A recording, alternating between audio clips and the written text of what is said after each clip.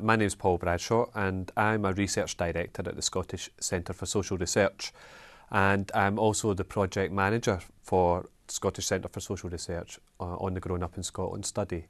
A number of years ago the government commissioned a piece of research to look at available data sources in Scotland that they could use to influence policy development. And what that review showed was that there was very little information available on the early years period, what we call the early years period. And that just means the period in which children are aged between 0 and 5.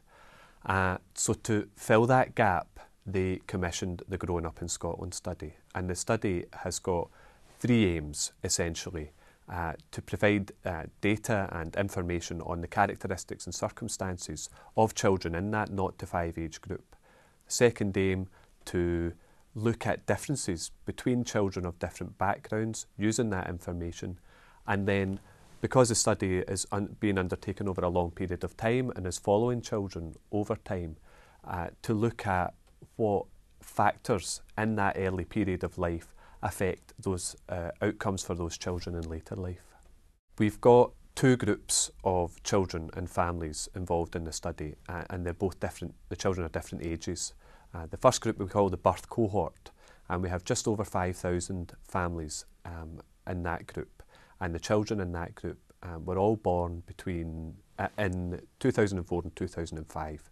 The other group is the child cohort. It's slightly smaller, with just under 3,000 families in that group, and the children in that group were all born in 2002 and 2003, and we refer to them as the birth cohort, the younger group, and the child cohort, who are the older group.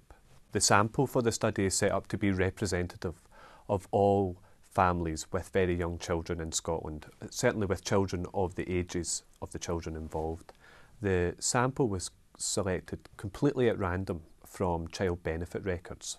So what we did firstly is we identified 130 geographic areas from all over Scotland, completely at random, and then from within those areas we selected all the children with eligible dates of birth and contacted them to see, or contacted their parents to see if they would be interested in taking part.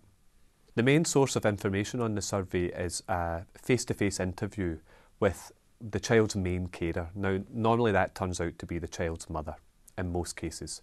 That face-to-face interview is undertaken using a technique we call CAPI, which is computer-aided personal interviewing, and it basically means the answers and the questions are on a laptop computer and everything is stored directly in there.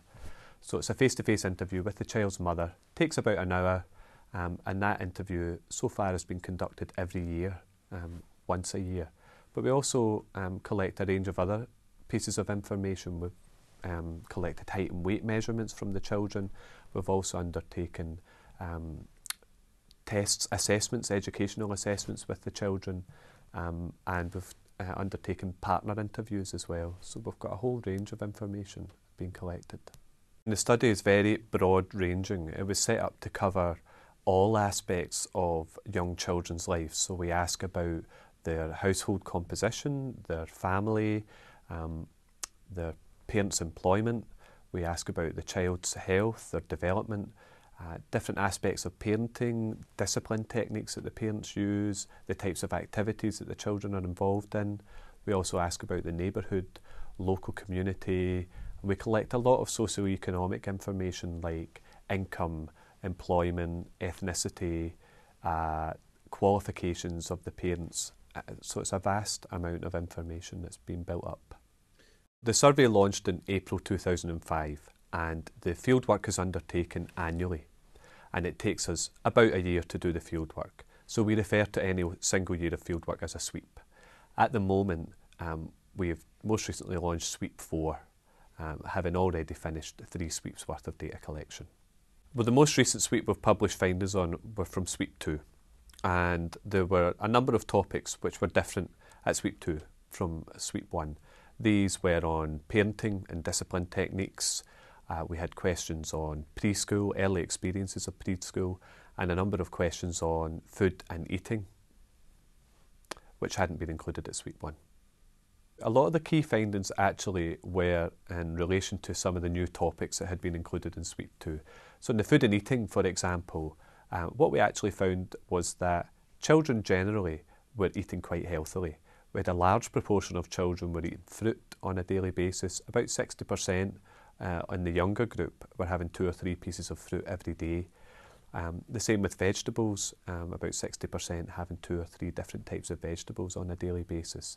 What was slightly less encouraging on the food and eating stuff was that we also had a higher than expected group of children eating sweets and chocolates, so about 40% every day or more than once a day. What we were interested in finding out to some extent was the influence of the many parenting programmes that have been on the television in recent years. So we asked parents how aware they were of different discipline techniques like the naughty step and time out, and also the extent to which they used them. And we actually found that there was a very high awareness of a range of techniques, and also that parents were using them very regularly.